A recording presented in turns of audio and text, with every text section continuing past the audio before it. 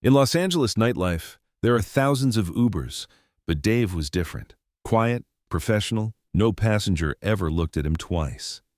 Nobody knew that Dave's past included Iraq deployments until he faced armed carjackers and his hidden combat veteran identity began saving lives.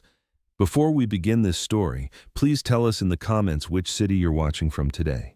And if you believe stories like this deserve to be told, please subscribe. Because real heroes sometimes work in the most ordinary jobs. Hollywood Boulevard, Los Angeles, 10:30 p.m. Neon lights, tourist crowds, street performers, the city that never sleeps, dreams that never die. And in this chaos, thousands of rideshare drivers are doing their jobs. Dave Collins is one of them. But he's different. Dave Collins, 46 years old, medium height, calm demeanor. His short hair is completely gray with sunlines on his face. Same outfit every night. Clean polo shirt, dark jeans, comfortable sneakers. Vehicle, 2019 Honda Accord. Spotlessly clean, 4.9 Uber rating. He's lived the same routine for 8 years. Shift starts at 8 p.m., ends at 4 a.m. Night shift, party crowd, airport runs.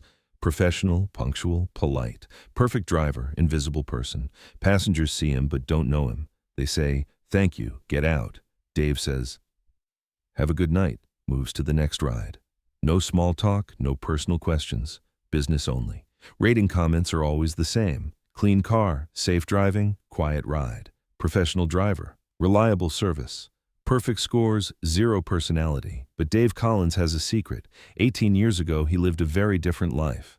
Corporal Dave Collins, U.S. Marine Corps, 3rd Battalion, 5th Marines, Iraq War veteran, 2 deployments, 2005, 2006, 2007, 2008, Fallujah, Ramadi, heavy combat zones. Nobody knows this, because Dave never talks about it. When he applied to Uber, military service was visible on the background check, but Dave never mentions details. Served overseas is written in his profile, nothing more. For 8 years, nobody has asked. Dave has a small apartment in North Hollywood, studio, minimally furnished, bed, TV, small kitchen, simple life, quiet life. But there's a locked box in the bedroom closet. Inside, Marine dress blues, unit photos, combat ribbons, Purple Heart combat action ribbon, and something else, a first aid kit, professional grade, military spec. Dave never opens it, but it's there. Tonight starts differently. Dave begins his shift at Hollywood and Highland, tourist central, busy area, good rides. First pickup, young couple, airport run, LAX, 45-minute ride. They sit in the back seat, whispering, excited. Maybe a honeymoon trip. Dave driving, music low, AC perfect, professional service. "Excuse me," the woman says. "Can you turn up the music?" "Of course," Dave replies, adjusting the volume. "Thank you, you're very quiet. Most drivers talk too much." Dave smiles in the mirror. "Just focused on getting you there safely." Smooth drop-off, $50 ride, $10 tip, good start. Second pickup, businessman downtown, drunk, barely standing. Dave helps him in, buckles his seatbelt. "Where to, sir?" Slurred address, West Hollywood. Dave programs the GPS, starts driving. Halfway there, the passenger passes out. Dave checks the mirror, making sure he's breathing. Still professional, still caring. Drop-off requires a wake-up call, assistance to the door. No tip, but safe delivery.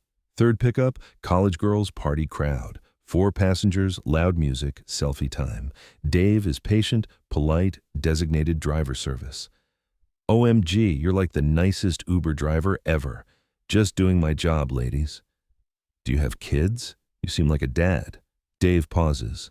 Personal question, but innocent. "No kids, just focused on safe rides." Drop off at a club, big tip, 5-star rating. 10th pickup of the night, 2:30 a.m., Beverly Hills area.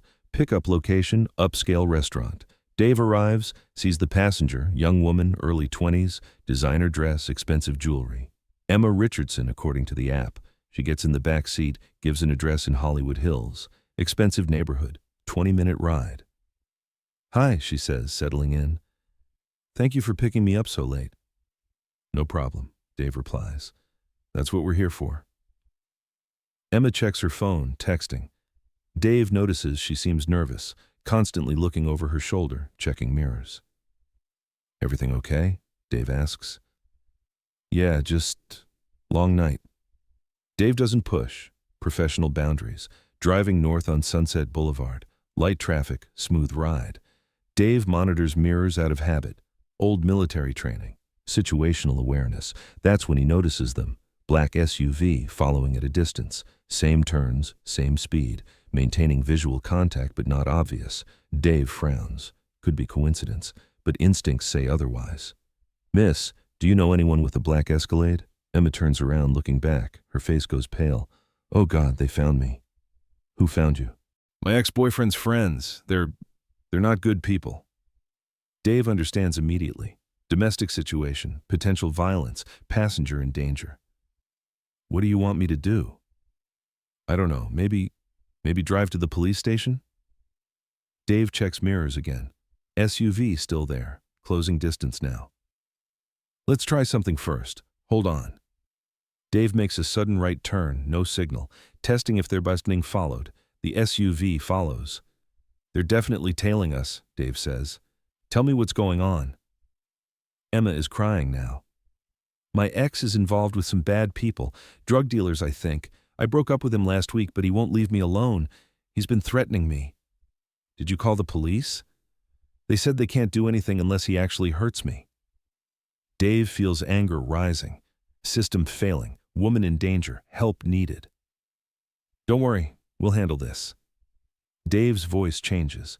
Not customer service anymore. Something harder, more confident.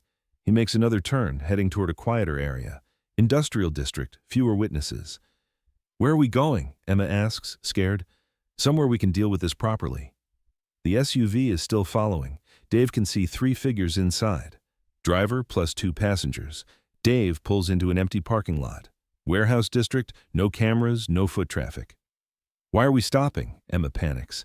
Because running isn't solving anything. Stay in the car, lock the doors, call 911. Dave gets out. Emma realizes something has changed in his demeanor. Movement different, posture different, professional, military. The SUV pulls up 30 feet away.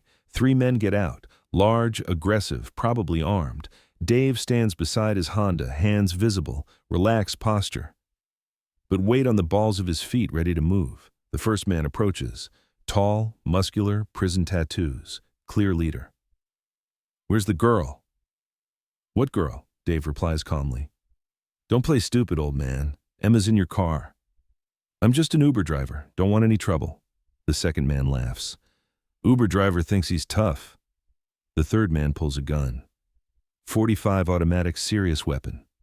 Last chance, Grandpa. Give us the girl. Dave looks at the 3 men. Young, stupid, dangerous, but making mistakes.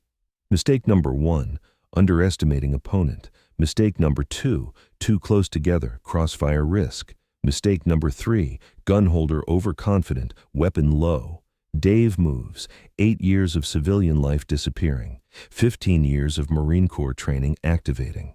Movement number 1, Dave lunges toward the gun holder. Military speed, combat reflexes, distance closed before the weapon can be raised, hand on wrist, controlling weapon, classic disarming technique, twist, pressure, gun drops. Elbow strike to face, gun holder goes down, the second man rushes Dave. Dave spins, using the first attacker's momentum, throws him into the second man, both on the ground. The third man pulls a knife. Dave is already moving, grabbing the dropped .45. Stop right there, command voice. Military authority. All 3 men freeze. Dave stands over them, weapon trained but controlled. Professional stance, proper grip. Emma, call 911 now. Tell them 3 armed men attempted kidnapping. Emma in the car, phone shaking but dialing. You made a mistake tonight, Dave tells them. Wrong driver, wrong passenger, wrong time. The first man, bleeding from his nose. Who the fuck are you? I'm the guy who's been giving safe rides for 8 years. And tonight, you threatened my passenger. Dave sees recognition in their eyes. This isn't a normal Uber driver. Marines taught me to protect people who can't protect themselves. That habit never goes away. Police sirens approaching. Emma's 911 call successful. Dave secures the weapon, checks suspects. All breathing, all restrained, all ready for arrest. LAPD arrives, lights flashing. Multiple units, rapid response, officers exit vehicles, weapons drawn. Seeing Dave with gun, 3 men on ground. LAPD, drop the weapon. Dave immediately complies, places gun on ground, steps back, hands visible. Dave Collins, Uber driver. 3 suspects attempted kidnapping of my passenger. Weapon belongs to suspect number 1. Officer Martinez approaches, seeing professional weapon handling, perfect evidence preservation, textbook crowd control. Mr. Collins, what's your background? Dave hesitates. 8 years of privacy ending. Marine Corps, Iraq veteran. Combat experience? Dave nods. 2 deployments, infantry. Word spreads quickly. Uber driver stops kidnapping attempt. Hidden veteran saves passenger. Marine prevents abduction.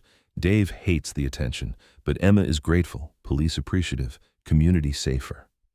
The next day, Uber headquarters calls. Regional manager wants a meeting. Dave, we heard about last night. Incredible response. Dave is uncomfortable. Just protected my passenger. The company wants to recognize you. Media interviews, safety campaign, maybe promotion to corporate training. Dave shakes his head. No thanks. Just want to keep driving. But you're a hero. I'm an Uber driver. But passengers treat him differently now. Word spread through the app community. Are you the Marine driver? Thank you for your service. I feel safer with you driving.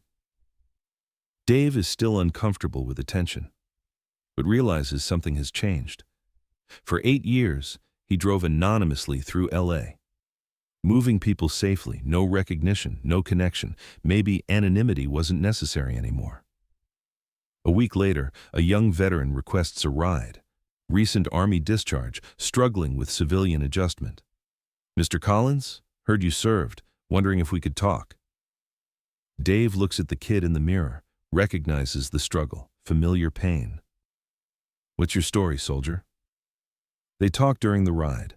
Deployment experiences, coming home challenges, finding purpose in civilian world. Dave listens, understands, offers perspective. Takes time, Dave says. Find something you care about protecting. Focus on that. Like Uber driving?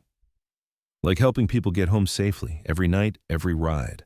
More veterans start requesting Dave specifically. Word spreads through networks. Marine in LA who understands the transition. Dave doesn't advertise it, but doesn't hide anymore either. Months pass. Dave's routine changes. Still driving, still professional, but also something else. Unofficial counselor for struggling veterans, mentor for young Marines, community connector.